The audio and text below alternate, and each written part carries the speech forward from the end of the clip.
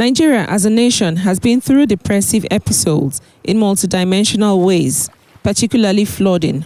In previous years, it showed that the country was not prepared for the reality it faced, adding to the manner of our interactions with the environment. The climate change reality showed the increasing vulnerabilities and lack of strategic options during emergencies. 2022 flood episode was one that left a bitter pill in the mouths of everyone it came in contact with. In the months it lasted, the living conditions changed. Livelihoods and economic system of the country were slow. Sadly, the flooding crisis persisted because no substantial remedial measures are in place. Affected residents shared their horrid experiences and charged the government to act fast. No hungry now, nothing to. Now they hungry now to eat. So since one I never eat. I know even well. Call now in the call. Make it government help us so nothing will get. You know well, coal 1 kilo, so make it help us. Make we use monies so that with our children. Me, I guess it's children with belly. Nothing I get. The truth is that we need to call on the federal government, NEMA, NDDC, state governments to work in collaboration. We expect a coordination from the disaster ministry so that everybody can be working together. That going forward, governors of the Niger Delta especially, because this flood has a pattern. After I spent some time in Kogi, about 3 weeks, everything will start pouring down south to the ocean. And it is Bayelsa that actually receives the brunt more. Part of River State and part of Delta State. But everything pours into Bayelsa State. If we know that, then we must be getting ready before it comes. 2012, 2018, 2019, 2020, we experienced this thing. No any government help. See canal, they're supposed to raise it up so that this water will not stress us every year. We don't get money to go pay big house, other places. We are suffering every year. May the government help us. See, now human being is here. See our houses, see our shop, everything. No way. I'm with my baby. How many months baby inside this house? 6 months. We are suffering. May they help us. We dey suffer, and they see us. Shit self, they come meet us for house. That's been what we throw away for how many years now? They come visit us again. And they see the river, dry ground don't turn to River Niger. We dey inside, nowhere to go. Our children with us, they inside, they suffer. Small children, then they inside this river. This dirty, big snake, python, they pursue us. We they run up and down. See them, na big shit, they pass. Children, they inside, nowhere to go. And they see us, Mako na help us. Mako come out inside this suffer. This suffer too much for us. Too much. Anywhere you rent out for Yenegua, na like this. Where we want go? No. We dey suffer, no food. Market said they don't put price of things. We no fit buy things again, self. We dey inside water, we dey suffer. Man, I come rescue also. Every year we dey suffer, then we come look, go back, they no dey do anything. This time, make them try for us. Flooding in Nigeria has become a significant threat to the country's economy and those that rely on it. While we may express genuine concerns about the flood response of 2012 and 2022 floods respectively, going forward, it is necessary to remind governments that it is their responsibility to save and secure livelihoods, protect lives, and respond to climate threats anywhere in the country. One of the damaged spots along this road during the 2022 monster flood, and as infrastructure, not only this road but major infrastructure that were affected, this road suffered such damages in about 3 spots as we go along the road. And as of then, even as you look at that way, you see that road leads to the Yenagua International Airport. There was also a signboard there showing the way to the airport, but it is no longer there. The force of the water here was really, really heavy, really, really high, and it was impassable. Cars coming from Yenagua would have to stop that way. Those coming from this way will stop this way, and then a lot of trekking. Some people were being ferried by canoe across here, both to and fro. And then there was also a monkey bridge constructed here, very big one. You see, so it is unfortunate that up to now, we only have an improvised, area where cars are managing to pass. But as you can see, it's supposed to be a straight road.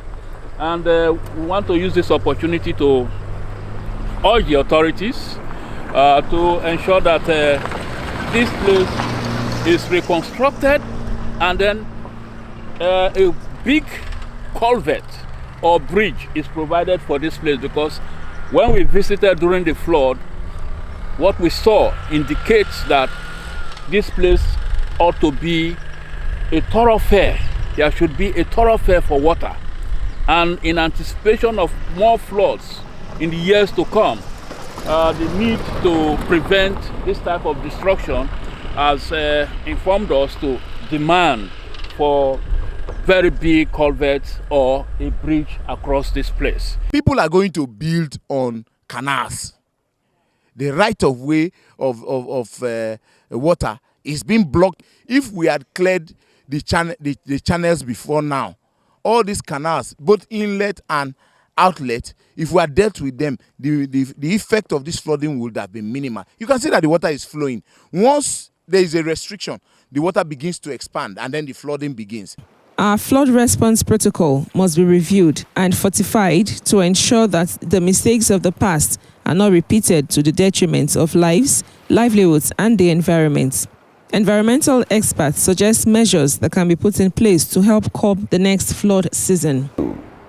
That if you keep looking at the state government and keep looking at individuals who are in the flood-prone areas, you'll be missing the mark. This flood, even though most persons want to see it as a natural disaster, I do not see it as such. The flood was a man-made disaster. It was created by the Nigerian state. So we think that because also our monies have been taken away in the guise of oil and gas and shared into 37 places and shared into 744 places. For 37 places, we get 1. For 744 places, we get only 8. And then we now get this disaster. And you want us to use our meager resources? I mean, the nation should wake up. So the federal government ought to deploy experts, and the way forward includes constant desilting. Or you build more dams so that you can hold the water in different segments and control the way it is released. Otherwise, the 2023 flood is going to be worse than 2022. And so we want the dam, especially from the federal government point of view, to go ahead with the construction of the Hausa Dashi Dam, prevent this type of monster floods again and again from reoccurring, because it is not just ordinary. What the government needs to do is to pull the critical stakeholders together in government along with communities. First, to map out the hotspots, what I can call the flood hotspots in Nigeria, and then begin to look at where you need to evacuate, what are the mitigation measures you need to do. And most importantly is that we have the question of Lado Dam in Cameroon. I expect the Nigerian government now to sit down concretely with Lado Dam on issues of when they release water and when they do not release water. NIMED had released this year's report again.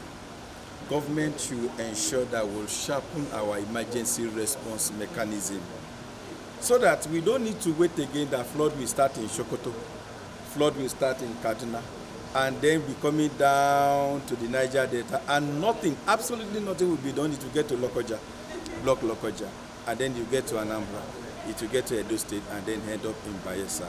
I think this government, the federal government, has no excuse each time we experience flood that nothing is done. Are we just saying that that emergency response mechanism needs to be worked on now? Following the flood research we carried out in 2022 during the flood incident, we recommend that Nigerian government should improve on their emergency procedures in the areas of flood forecasting, warnings, and evacuations.